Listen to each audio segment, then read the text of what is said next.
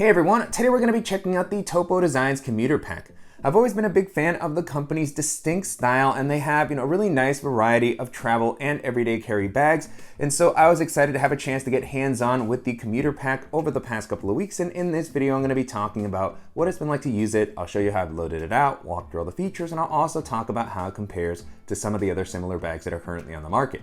Before jumping into the video, if you're new here, welcome. My name is Danny, and on this channel, we love reviewing popular travel and everyday carry gear. If you like these types of videos and you'd be interested in seeing more, please consider subscribing as it helps the channel out a lot. So with all that being said, let's go ahead and jump in. Starting off with the overall aesthetic, to me this has a pretty simple and classic silhouette and style, but it has some of Topo Designs' kind of more outdoorsy flair. And so you have some webbing along the exteriors, pockets, but it's not overwhelmingly technical. It's still something that I think is going to blend in nicely into a lot of different environments, whether you're going into the outdoors, traveling, or just using it for walking around the city or going to campus.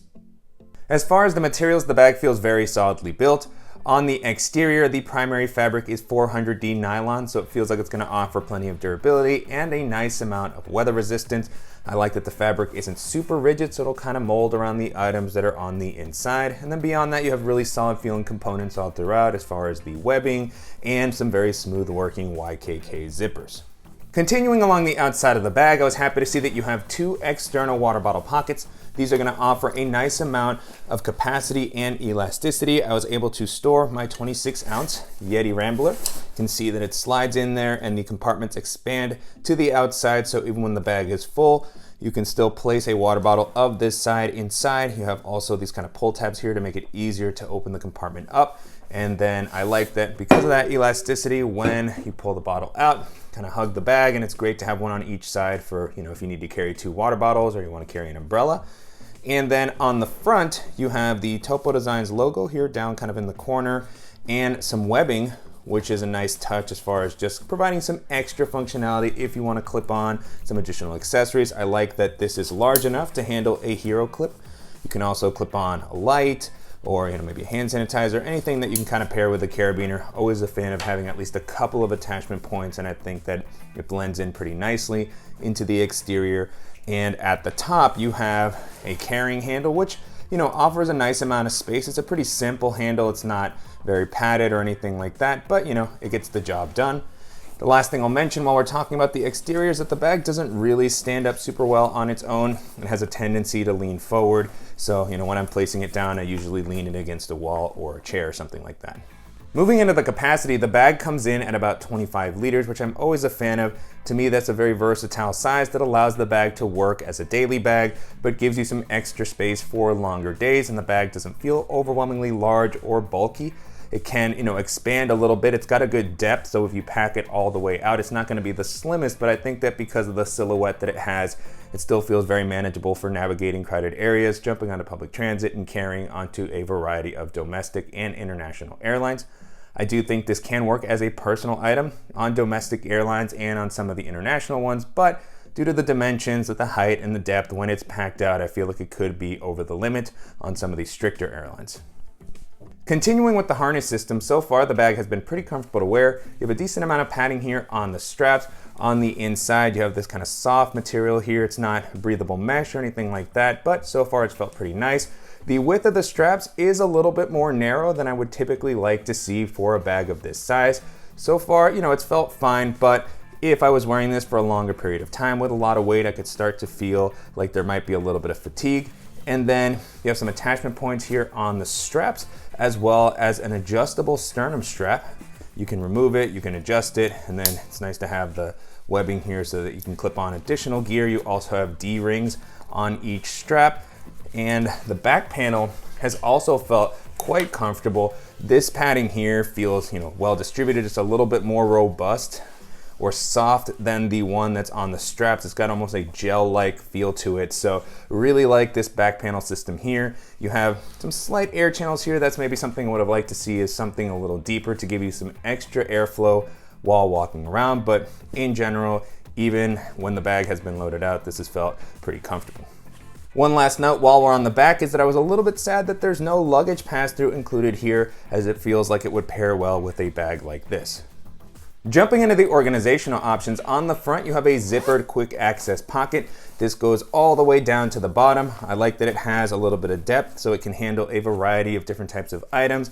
And so at the moment I have a couple of different accessories here, portable battery, I have a nail clipper set, and then this is where I toss my sunglasses, and I also have a headlamp in here. And so no other internal organization here. You can start to see that bright yellow liner, which provides a nice amount of visibility. But due to the height of this compartment, it might have been nice to have a slip pocket or something to just provide some organization. In general though, I still like using these types of pockets, if not for quick grab items like what I had in there. This can also be nice for slimmer pouches or other kind of larger chargers for laptops and things like that. So still very useful in my opinion. And then behind that you have a larger admin section, and I like that this one also goes down to the bottom. I'm always a fan of these type of pockets, as I feel like they just give you a lot of extra flexibility when you're organizing, particularly if you want to use this for traveling. And so I like that you have plenty of volume to store things like packable jacket. That's what I have here at the moment. And then I also have my alpaca admin pouch. And on the bottom, there is a zippered pocket, which I don't generally use these too much because I prefer to take advantage of the space for pouches or other accessories, but you do have it there if you want to use it. And then above that, you have a couple of slip pockets that also have a nice amount of capacity. This one here was able to handle my USB-C hub. These don't have a ton of elasticity, so items can tend to slide out if you rest the bag down. That's something you want to keep in mind. On the other one, I have a charging cable for my tablet, my phone. I also placed my AirPods in there. And then you have a zippered pocket here. It'll be great for smaller accessories. I have a multi-tool and my phone mount, and still had some leftover space in there. And then behind that, another kind of taller slip pocket. I'm using this to store my tablet at the moment, just so that I can grab it easily. This is my iPad mini. You can see that it kind of gets swallowed up there. And then you also have a little lanyard with a clip that you can use to store your keys or something like a multi-tool, which I have here at the moment.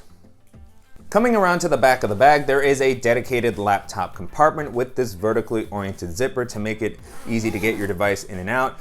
I like how tall this zipper is, so if you have a larger laptop, it'll make it easier to reach your device. At the moment, I have my 14-inch MacBook Pro, but you can see that there's some leftover space here, so if you have a 15 or 16-inch laptop, it should be able to fit in here. And you have a good amount of padding here on the back with the padding that was incorporated into the back panel.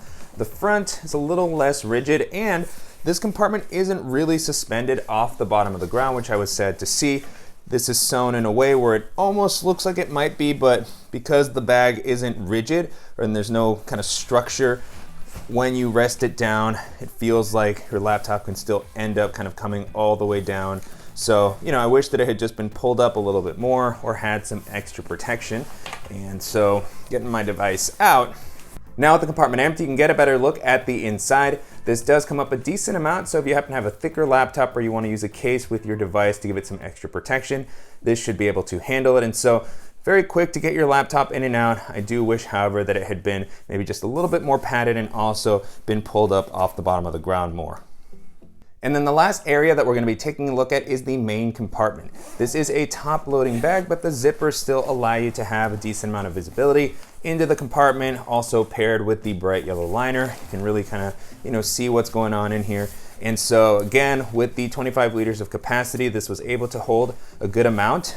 And diving into the items that I currently have here, I have a Peak Design pouch at the top just because I had some extra space. So just to kind of showcase what I could fit if I wanted to take another jacket or a lunch or something like that. And then I have Civic Access pouch ½ liter. I have my headphones, another tech pouch from Air, and then at the bottom I have the Civic Access pouch 1 liter and the Civic Access pouch 2 liters. And all of those items fit in there without any issue. And with how much this comes up, this could definitely work for minimal travel. If I wanted to throw in a pack and cube, my toiletry bag, an extra pair of shoes, I could definitely use this for a longer weekend trip, or even longer if I was traveling a little bit more minimally.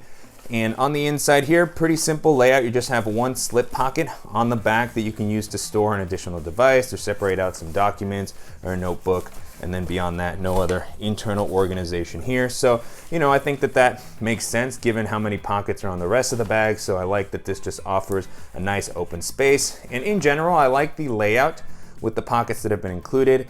And yeah, if you're looking for a more classic day pack that's just gonna give you a nice layout, that's gonna be solidly built, I think this is gonna be an interesting option to take a look at. And so to wrap up, you can currently purchase this on the company's site or Amazon for about $120, which to me feels like a pretty reasonable price considering the features and the build quality that it has to offer. And it's also going to compare well against some of the other similar bags in this price range. And so as I was testing this out, the first bag this made me think of is the Fjallraven Raven 28, which has been one of my favorite bags of the past couple of years. I really like that that one also has kind of a more outdoorsy heritage aesthetic, really solid materials, comfortable harness system, and a great organizational layout. You have some quick access pockets, admin compartments, you have a dedicated laptop area with a padded sleeve, spacious main compartment, dual external pockets that can hold a water bottle. So checking up a lot of the same boxes as this one here. It's also offered in a smaller 20-liter size, and it comes in at a pretty similar price point. So if you're looking for something very rugged and it's gonna offer a ton of versatility, that's gonna be one of the best options that you can take a look at. The next bag this made me think of is the 26-liter Alpha Pack from Cotopaxi.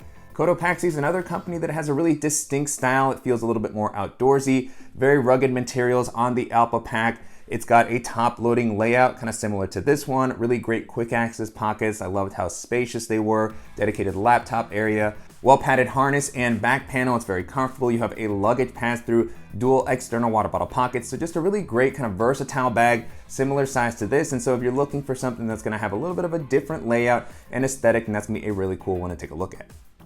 And then the last option that I'll mention here is the Patagonia Refugio backpack. That one comes in a 26 and 32 liter size. The 26 liter in particular made me think of this one as far as kind of the form factor and the size. The layout on the Refugio is gonna be a little bit more minimal. So you have a spacious main compartment, a front quick access area. It's got kind of that duffel style opening. And then you have the dual external water bottle pockets, compression straps, and that one has a dedicated laptop area that also comes with a removable padded laptop sleeve. And so that's a pretty interesting additional feature that the bag includes. You can take that out if you don't want to carry your laptop to save a little bit of weight and space. And so, you know, it's simple but effective. And if you're looking for something that's going to be kind of just very versatile as far as where you can take it and come in at a similar size and price, and that's going to be a really cool option to take a look at.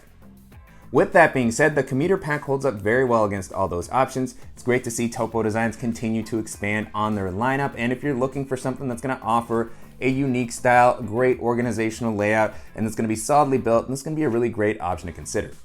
And I'm definitely curious to hear what you all think of the commuter pack and how it compares to some of the other popular EDC bags that are currently on the market. And if there's any similar options that you think that I should check out, as always, please let me know in the comments. And I wanna thank you for watching and supporting the channel. If you enjoyed this video, please give us a like. And if you haven't already, make sure to subscribe so you don't miss any upcoming videos, and we'll see you in the next one.